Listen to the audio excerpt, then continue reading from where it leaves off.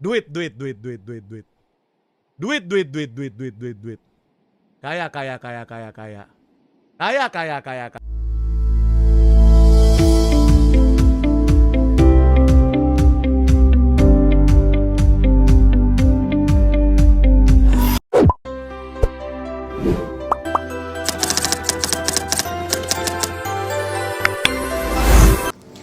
Assalamualaikum warahmatullahi wabarakatuh.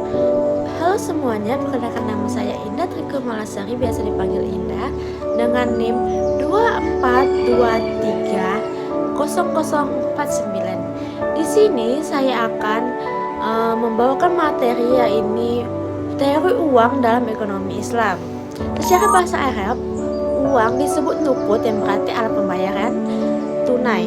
Dalam fikih Islam, nukut mencakup segala benda yang diterima secara umum sebagai media pertukaran dan pengukur nilai, baik berupa emas, perak maupun hal lain yang ditetapkan pemerintah. Para ulama memberikan definisi yang beragam, namun maknanya sama. Uang adalah alat tukar nilai dan media transaksi. Imam Al-Ghazali menegaskan bahwa Allah menciptakan dinar dan dirham sebagai penengah dan pengukur keadilan dalam setiap transaksi. Lalu Ibnu Khaldun menyatakan bahwa emas dan perak adalah standar nilai dari setiap harta dan keduanya menjadi simbol kestabilan ekonomi. Maka uang dalam pandangan Islam bukan sekedar benda, melainkan instrumen penting untuk mewujudkan keseimbangan ekonomi dan keadilan sosial. Lalu ada pula fungsi uang dalam Islam, yaitu uang dalam ekonomi Islam berfungsi sebagai ukuran nilai, alat transaksi, media penyimpanan nilai. Lalu sebagai ukuran nilai, uang menjadi alat untuk menemukan harga suatu barang secara adil. Uang digunakan dalam jual beli yang sah menurut syariat, sedangkan media penyimpanan, uang memungkinkan seseorang menyimpan kekayaan tanpa menghilangkan nilai manfaatnya. Namun, Islam melarang memperlakukan uang sebagai komoditas perdagangan. Lalu, ada pula perbedaan uang menurut ekonomi Islam dan ekonomi konvensional. Perbedaannya ada di sifat uang, nilai uang, bunga, dan tujuan penggunaan. Di mana di sifat uang menurut ekonomi konvensional sebagai komoditas dan alat tukar, sedangkan menurut ekonomi Islam hanya sebagai alat tukar saja. Nilai uang di ekonomi konvensional ditentukan pasar dan suku bunga, sedangkan di ekonomi Islam hanya ditentukan oleh nilai intrinsik dan keadilan. Lalu untuk bunga, untuk di ekonomi konvensional diperbolehkan atau interest, sedangkan di ekonomi Islam itu diharamkan atau riba. Lalu untuk di ekonomi konvensional, uang ini digunakan untuk penggunaan maksimalisasi keuntungan, sedangkan di ekonomi Islam hanya sebagai kemaslahatan umat dan keadilan sosial.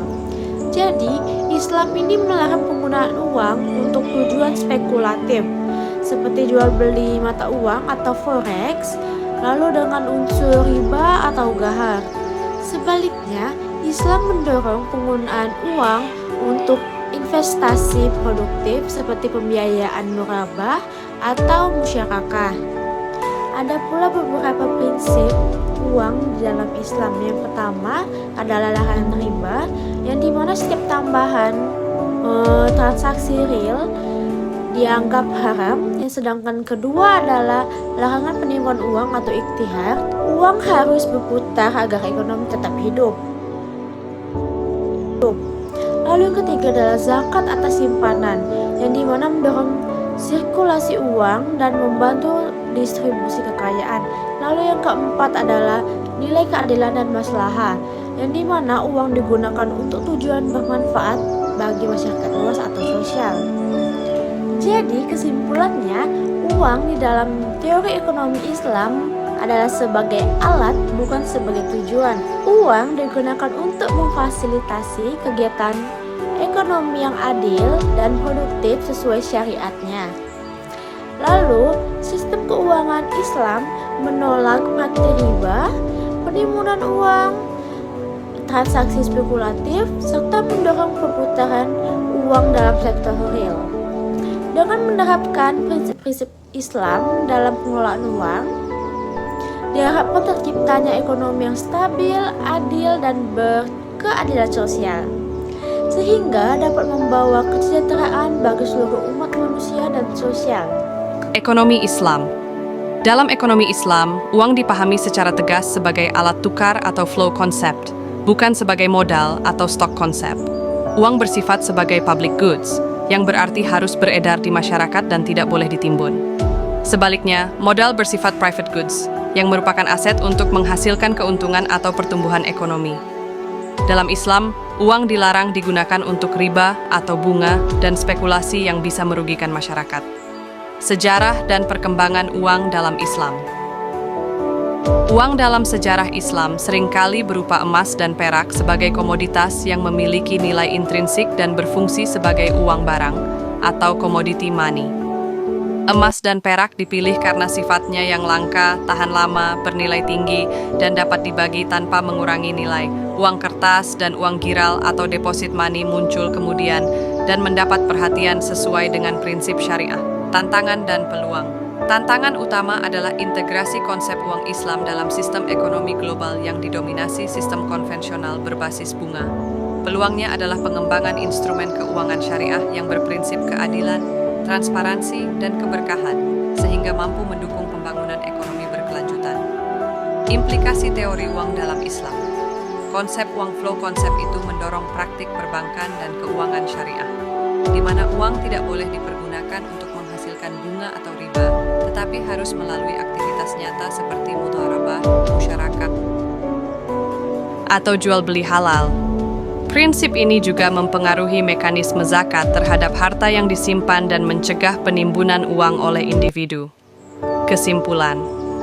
Kesimpulannya, teori uang dalam ekonomi Islam menempatkan uang sebagai alat tukar yang beredar, menolak riba, dan penimbunan agar terwujud keseimbangan kesejahteraan sosial. Prinsip ini membedakan ekonomi Islam dari sistem ekonomi konvensional dan menjadi dasar bagi praktik keuangan syariah yang etis dan berkeadilan.